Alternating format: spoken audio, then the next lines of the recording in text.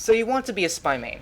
Whether you're coming from another class, you're new to the game, or you've just found your eternal reward, you've discovered that spy is the best class, or at least you're beginning to realize it. This video is mainly going to cover some broad ideas about spy and where you might want to take it if you're new to the main. If you have absolutely no experience with spy and are unaware what an invis watch is or disguise kit, I suggest watching some other videos and playing around a bit before watching this one. So let's dive in. Simply put, spy is a class of deception. If you're not trying to line up those ambassador headshots, you're probably sneaking around cloaked or trying to fool your enemy into a stab. Now, if you haven't realized yet, spy takes a lot of work. You can't simply see a cool spy video and try and be there, just like you can't see a fancy unusual and expect to get one without trading a ton. If there's anything you take away from this video, it is to just spend more and more time playing spy. Invisibility can be one of the most powerful tools of a spy, and you'll see this in even the most advanced spies. Invisibility is of course important for getting out of the situation, but timing your decloaks can make sure you get the perfect stabs. Decloak too close and you'll be heard, decloak too far and you won't have enough time. Decloak in the wrong place and you'll be seen. Again, the best thing to do here is practice and watch what other spies do. If you're using the Invis Watch or Cloak and Dagger, you can even decloak as enemies are targeting you with fancy maneuvers. There's often a way to get out of the situation, and unless it's worth the risk, don't take it. So, what about risks in general? Should you try that trick stab? Should you try the aggressive decloak?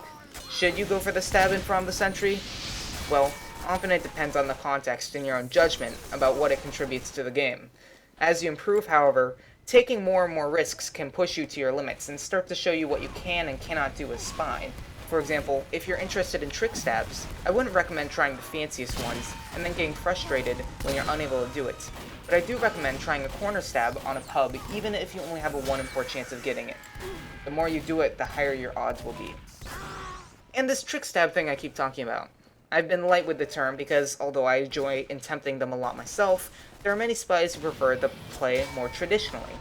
In addition, if you're brand new to spy and don't have a lot of experience, although they may be enticing, I would not recommend attempting them. Trick stabs are the most aggressive action a spy can take.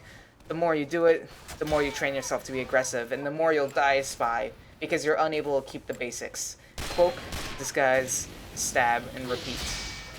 Lastly, one of the most important parts of spy, I find, is your loadout. Certain classes, such as Engineer or Demo Man, make you play completely differently if you're using a specific loadout. As a spy, you should almost always be able to do well with stock.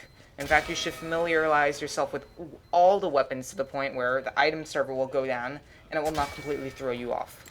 This doesn't mean you shouldn't change your loadout, however. It means the complete opposite, as you need to learn every weapon, when to use it, and when to change them out. The Invis Watch is perfect for being sneaky, but if you're dying too much, the Dead Ringer may help out. If you're too aggressive with the Dead Ringer, try switching to the Invis Watch so you're not always getting into a bad situation. The same applies to your gun and knife. Now, statistically speaking, at this point, you've probably forgotten about 40% of what I've already said.